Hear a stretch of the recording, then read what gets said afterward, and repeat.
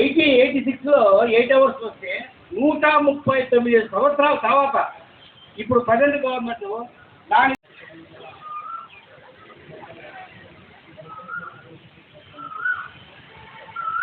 సెక్టార్లు అన్నింటినీ బ్యాంక్ కానీ ఎల్ఐసి కానీ ఇంకోటి కానీ గవర్నమెంట్ కంట్రోల్లో ఉంటేనే దానివల్ల లాభం ఉంది. మీరు కరోనా టైంలో చూసింటారు, గవర్నమెంట్ కంట్రోల్ ఉండే హాస్పిటల్స్ కానీ ఇంకోటి కానీ చేసినట్టుగా మిగతా ప్రైవేట్ ఏమీ చేయలేదు అన్నమాట.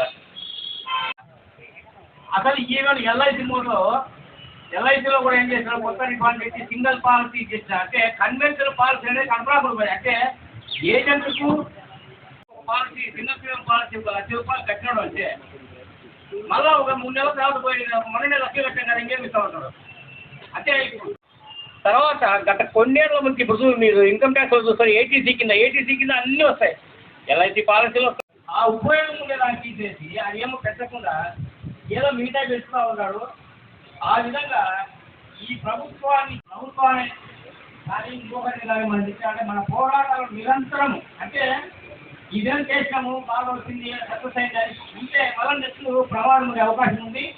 ఈరోజు 10 కేంద్ర కార్మిక సంఘాలు, అలాగే స్వతంత్ర ఫెడరేషన్లు, ఇన్సూరెన్స్, బ్యాంకింగ్ రంగంలోని అనేక సంఘాలు ఇచ్చిన పిలుపు మేరకు, దేశవ్యాప్త పిలుపు మేరకు ఎల్ఐసి ఉద్యోగులు కడప డివిజన్ కార్యాలయ ఆవరణలో పెద్ద ఎత్తున సమ్మె కార్యక్రమం నిర్వహిస్తూ ఉన్నాం.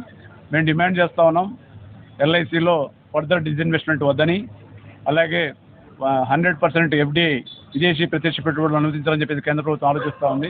ఈ నిర్ణయాలను మేము పూర్తిగా వ్యతిరేకిస్తూ ఉన్నాం. దీంతోపాటు ఈరోజు ఎల్ఐసిలో స్టాఫ్ కొరత, సిబ్బంది కొరత చాలా తీవ్రంగా ఉంది. తక్షణం క్లాస్ 3, క్లాస్ 4 కేటగిరీల్లో ఉద్యోగ నియామకాలు చేపట్టాలని కోరుతా ఉన్నాం. దీంతోపాటు ఈరోజు దేశంలో 5 రాష్ట్ర ప్రభుత్వాలు పాత పెన్షన్ స్కీమ్ని పునరుద్ధరించాయి.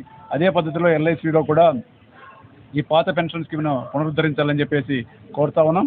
తర్వాత all India insurance employees association ఎల్ఐసిలో అతిపెద్ద సంఘం, 86% మంది సభ్యులకు ప్రాతినిధ్యం వహిస్తూ ఉంది. కాబట్టి ఈ సంఘానికి తక్షణం గుర్తింపు ఇవ్వాలని చెప్పేసి మేము కోరుతా ఉన్నాం.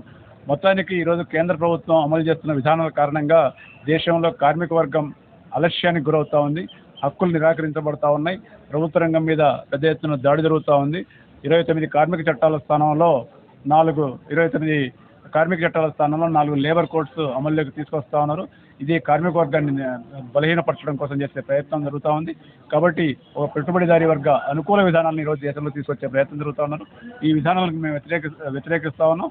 ఈరోజు ఎల్ఐసిని మరింత బలోపేతం చేయడానికి, ప్రభుత్వ రంగ సంస్థగా శక్తివంతంగా మార్చుకోవడానికి, అలాగే పాలసీదారులకు రక్షణగా నిలబడడానికి రాబోయే రోజుల్లో మేము పోరాటాల ద్వారా, అలాగే ఎల్ఐసిలో బాగా పనిచేయడం ద్వారా పునరంకితం అవుతామని చెప్పేసి ఈ సందర్భంగా తెలియజేస్తా ఉన్నాం.